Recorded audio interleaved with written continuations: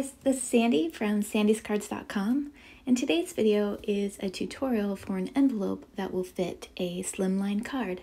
Slimline cards are super popular right now, and instead of mailing it in a business envelope, we can make our own using 12 by 12 paper that we have in our stash.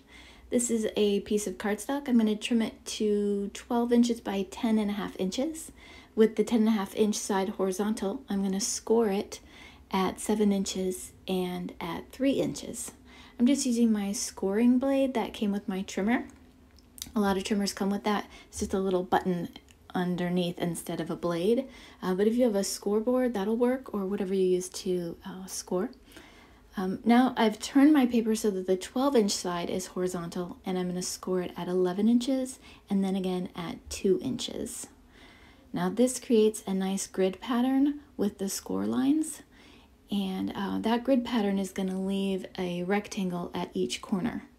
So in order to fold the paper into an envelope, we're going to cut out those corners.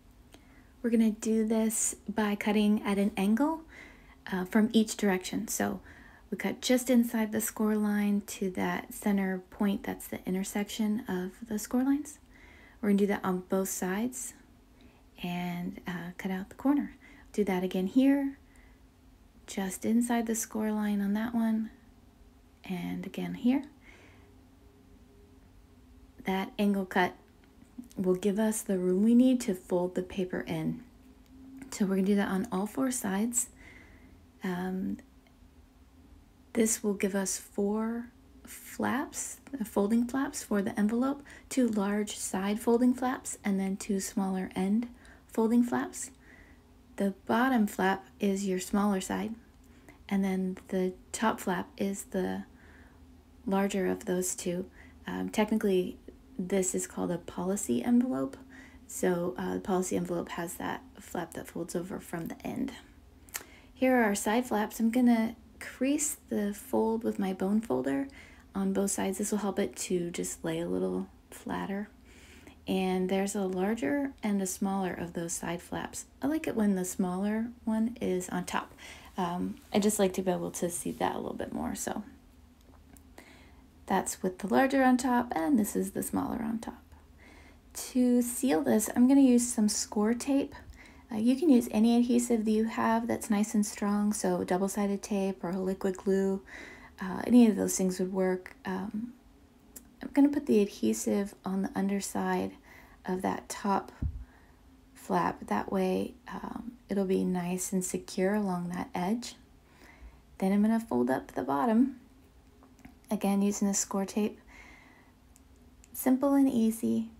The paper I'm using today is just cardstock I have for my stash. You want to make sure that if you are going to mail your envelope, that you use a strong paper like a cardstock or just a heavier pattern paper. I have found that the post office is not always gentle with my letters, and sometimes if the paper is thin, it doesn't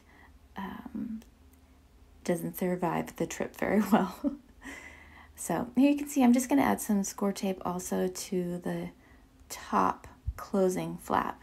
I'm not going to pull off the release paper at this time. I'm just going to leave that there so that's ready, so that when I want to use it, it's ready for me. There we have it, the envelope for a slimline card. This will fit a card that measures up to 8 3/4 by 3 3/4.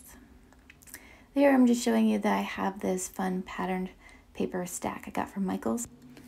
I'm going to choose a piece that has a pattern that has to go a specific direction.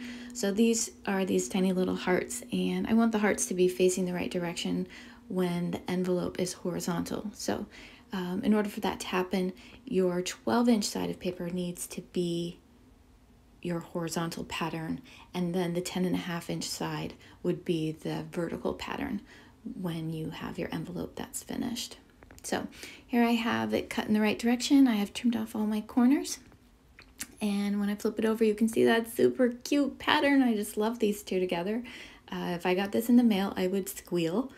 So I'm just going to crease those folds with my bone folder and add my adhesive, and it's just about ready. If you have any questions about how to put this all together, don't worry. You can get a free download of these instructions just by visiting me at sandyscards.com and subscribing to my blog. Thanks for joining me today. You can find more from me at the links in the description below, and I'll see you next time.